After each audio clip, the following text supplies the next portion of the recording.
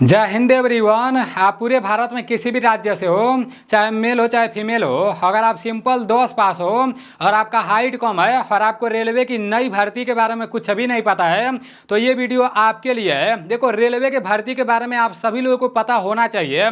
मैं पूरे यूट्यूब पर सर्च मार के देख लिया हूँ, मतलब रेलवे की जो भी भर्ती निकाली जाती है ना, उसके ऊपर वीडियो तो बनाया जाता है, लेकिन मतलब काफ़ी सारे दोस्त ऐसे रहते हैं ना जिन लोगों को यही नहीं क्लियर पता चल पाता है कि उसमें फॉर्म भरने के लिए जैसे सिंपल 10 पास होना चाहिए या 10 पास के साथ साथ आईटीआई का सर्टिफिकेट होना चाहिए, डिप्लोमा का सर्टिफिकेट होना चाहिए, और रेलवे की तरफ से जो भर्ती निकाला जाता है उसमें हाइट लगता है कि नहीं लगता है, और उसमें सबसे पहले क्या कराया जाता है। तो मतलब बहुत सारी चीज़ें ऐसी हैं जो बहुत दोस्तों को नहीं पता रहता है।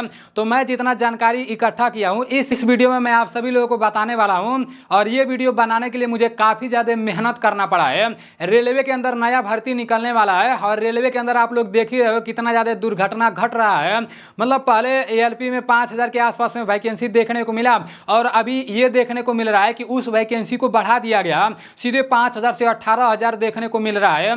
तो मतलब इस भर्ती के बारे में आप सभी लोगों को पता होना चाहिए। जितने साथी हमसे जुड़े हुए हैं तो वे सभी लोग मतलब इंडियन आर्मी के भर्ती के इंतजार में बैठे रहते हैं, इंडियन नेवी के भर्ती के इंतजार में बैठे रहते हैं, एसएससी जीडी के भर्ती के इंतजार में बैठे रहते हैं, और कोई ऑफलाइन भर्ती निकाली जाती है तो उस भर्ती के इंतजार में बैठे रहते हैं। मतलब रेलवे की तरफ से जो भर्ती निकाली जाती है इधर वो लोग ज़्यादा ध्यान नहीं लगाते हैं, लेकिन अब आप लोगों को ध्यान लगाना पड़ेगा, क्योंकि रेलवे की तरफ से साफ साफ बता दिया गया है कि जो 5 साल में एक बार भर्ती निकाली जाती थी जिसमें 1 लाख वैकेंसी रहता था, तो अब वो भर्ती हर साल निकाला जाएगा। मतलब एक कैलेंडर भी जारी किया गया था आज से कुछ दिन पहले, मैं एक शॉर्ट वीडियो बनाकर आप लोगों को बताया भी था।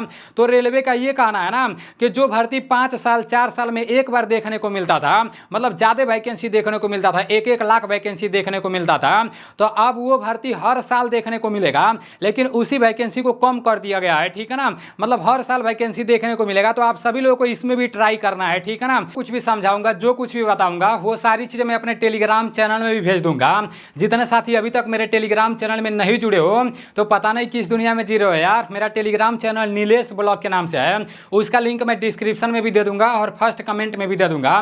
तो वहां से जाकर आप लोग मेरे टेलीग्राम चैनल में जुड़ जाना। मैं अपने टेलीग्राम चैनल में इस पूरे नोटिफिकेशन को भेज दूंगा। ठीक है ना, अभी रेलवे की तरफ से जो भर्ती निकलने वाला है, देखो इतने पोस्टों के बारे में बताया गया है और 7911 वैकेंसी के बारे में बताया गया है। तो इसके बारे में सबसे पहले आप लोग समझ लो। ठीक है ना, देखो आरआरबी का फुल फॉर्म होता है रेलवे रिक्रूटमेंट बोर्ड। जिस तरह से आर्मी में काफ़ी सारा सेंटर होता है ना, आप लोग देखे होंगे इंडियन आर्मी में बहुत सारा सेंटर होता है, सेम उसी तरह से आपका मतलब रेलवे में भी होता है काफ़ी सारा, मतलब रेलवे रिक्रूटमेंट बोर्ड होता है। ठीक है ना, अभी यहाँ पर बोला गया है कि यह भारत सरकार रेल मंत्रालय के अंतर्गत आता है। देखो जो आपका Indian army, Indian air force, Indian navy होता है तो वो मतलब रक्षा मंत्रालय के अंतर्गत आता है, लेकिन जो रेलवे का भर्ती निकलता है ना तो वो आपका रेल मंत्रालय के अंतर्गत आता है। देखो रेलवे में आपका ग्रुप सी का भी भर्ती निकलता है, ग्रुप डी का भर्ती निकलता है, और ग्रुप ए का भी भर्ती निकलता है, ग्रुप बी का भी भर्ती निकलता है। तो जो ग्रुप ए और ग्रुप बी वाला रहता है ना तो वो आपका ग्रेजुएशन वाला रहता है। बाकी जो आपका ग्रुप सी और ग्रुप डी वाला रहता है ना तो 10 पास और 12 पास वालों के लिए ये भर्ती होता है। ये आप लोग को पता चल गया कि रेलवे में आपका ग्रुप सी और ग्रुप डी के लिए भर्ती निकाला जाता है। रेलवे में 21 आरआरबी है। मैं आप लोगों को बताया हूँ ना कि मतलब जैसे जिस तरह आर्मी में काफ़ी सारा सेंटर होता है उसी तरह से रेलवे में भी मतलब काफ़ी सारा आपका रिक्रूटमेंट बोर्ड होता है। ठीक है ना, और ये भर्ती जोन वाइज कराया जाता है। जिस तरह से आर्मी का भर्ती एआरओ वाइज कराया जाता है ना, उसी तरह से ये भर्ती जोन वाइज कराया जाता है। किस जोन में कौन सा शहर आता है वो भी मैं आप लोगों को बता दे रहा हूँ। ठीक है ना, यहाँ पर बोला गया है कि रेलवे में टेक्निकल एंड नॉन टेक्निकल दोनों तरफ से भर्ती निकाली जाती है। ये भी आप लोगों को क्लियर पता होना चाहिए। रेलवे का जो भर्ती निकलता है ना तो उसमें टेक्निकल वाला कुछ पोस्ट रहता है और कुछ पोस्ट नॉन टेक्निकल वाला रहता है। अब टेक्निकल वाला का मतलब ये हो गया कि जिन लोगों के पास 10 के सर्टिफिकेट के साथ साथ आईटीआई का सर्टिफिकेट रहता है, डिप्लोमा का सर्टिफिकेट रहता है, तो कुछ भर्ती उन लोगों के लिए निकाला जाता है कुछ पोस्टों पर। और जिन लोगों के पास कोई भी मतलब आईटीआई सर्टिफिकेट नहीं रहता है, कोई भी डिग्री डिप्लोमा सर्टिफिकेट नहीं रहता है, तो उन लोगों के लिए भी भर्ती निकाला जाता है नॉन टेक्निकल वाला। ठीक है ना, तो ये आप लोगों को क्लियर पता चल गया।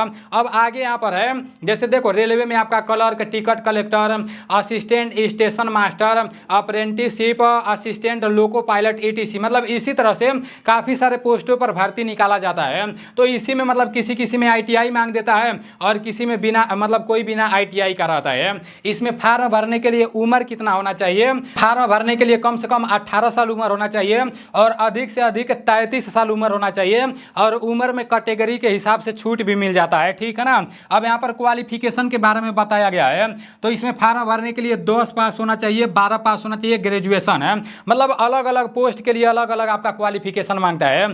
अगर मतलब सिंपल 10 पास हो, आपके पास कोई भी एक्स्ट्रा सर्टिफिकेट नहीं है, तो आपके लिए ग्रुप डी का भर्ती निकाला जाता है रेलवे में, ठीक है ना। याद रखना, ग्रुप डी का भर्ती निकाला जाता है रेलवे में, जो सिंपल 10 पास रहते हैं। तो इसमें भी आपका कुछ ITI वाला होता है, कुछ नॉन ITI वाला होता है, मतलब बिना ITI वाला होता है। उसी तरह से ग्रुप सी के लिए मतलब 12 पास मांगता है, तो इसमें भी कुछ ITI वाला रहता है और कुछ नॉन ITI वाला रहता है। उसके बाद से आपका ग्रेजुएशन से कुछ भर्ती मतलब निकाला जाता है, ठीक है ना। उस सिलेक्शन प्रोसेस क्या होता है, तो इसमें सबसे पहले आपका एग्जाम होता है, ठीक है ना। सबसे पहले आपका पेपर होता है और पेपर आपका मतलब जैसे CBT 1 होता है, CBT 2 होता है, ठीक है ना। कंप्यूटर बेस्ड एग्जाम होता है, तो वो भी आप लोगों को पता होना चाहिए। पेपर ऊपर फाइनल होने के बाद डॉक्यूमेंट वेरिफिकेशन होता है, उसके बाद से आपका मेडिकल टेस्ट होता है और कुछ पोस्टों के लिए जैसे स्किल टेस्ट होता है, जो लोग क्लर्क में फार्म भरते हैं, टाइपिंग टेस्ट होता है। तो इस तरह से मतलब इसका प्रक्रिया होता है, ठीक है ना। और हाइट वेट का कोई प्रॉब्लम नहीं रहता है। मैं देखा हूँ कि हाइट के बारे में कहीं भी नहीं बताया गया है, तो आपका हाइट कितना हो भी रहेगा तो रेलवे में काम चल जाएगा। अगर आपका हाइट कम है तो रेलवे का तैयारी करोगे तो सही रहेगा, ठीक है ना, क्योंकि आने वाले समय में भर्ती आने वाला है।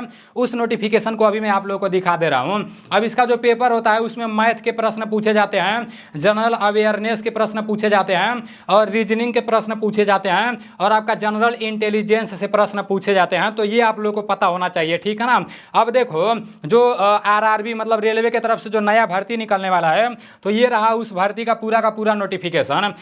इस नोटिफिकेशन में सबसे पहले जूनियर इंजीनियर्स मतलब JEE के भर्ती के बारे में बताया गया है। तो JEE में आपका ऑल इंडिया के लिए 7346 वैकेंसी देखने को मिल रहा है। उसके बाद से आपका DMS है, तो इसमें ऑल इंडिया के लिए 398 वैकेंसी देखने को मिल रहा है। उसके बाद से आपका CMA है, तो इसमें ऑल इंडिया के लिए 150 वैकेंसी देखने को मिल रहा है। फिर आपका यहाँ लेवल 7 का इन RDSO दिया है, तो इसमें आपका ऑल इंडिया के लिए सिर्फ 5 वैकेंसी देखने को मिल रहा है। उसके बाद से आपका यहाँ पर है RDSO, तो इसमें ऑल इंडिया के लिए 12 वैकेंसी देखने को मिल रहा है। तो टोटल मिलाकर 7911 वैकेंसी देखने को मिल रहा है। ये मतलब वैकेंसी बढ़ाया भी जा सकता है, ठीक है ना, कि जोन वाइज कराया जाता है। जैसे यहाँ पर जोन दिया है ना, जैसे सेंट्रल जोन में आपका दिया है कि बिलासपुर आ जाता है, उसके बाद से आपका मुंबई आ जाता है, उसके बाद सेंट्रल दिया है, तो यहाँ पर आपका आ जाता है मुजफ्फरपुर, पटना, रांची। तो इस तरह से आप लोग देख सकते हो, यहाँ ईस्टर्न दिया है, कोलकाता और मांडला यहाँ पर दिया है। तो इस तरह से जोन वाइज ये भर्ती कराया जाता है। जब से इसका ऑनलाइन चालू होने लगेगा, जब इसका फुल नोटिफिकेशन निकल जाएगा, तो उसके ऊपर भी मैं एक वीडियो बनाकर बता दूंगा। अभी ये डिपार्टमेंटल नोटिस है, मतलब अंदर ही ये नोटिफिकेशन है। अभी मतलब RRB के ऑफिशियल वेबसाइट पर ये नोटिस नहीं डाला गया है, लेकिन आप सभी लोगों को एकदम तैयार हो जाना है, ठीक है ना। अगर आपके पास कोई एक्स्ट्रा सर्टिफिकेट नहीं होगा तो ये नहीं सोचना कि मैं इसमें फार्म नहीं भर पाऊंगा।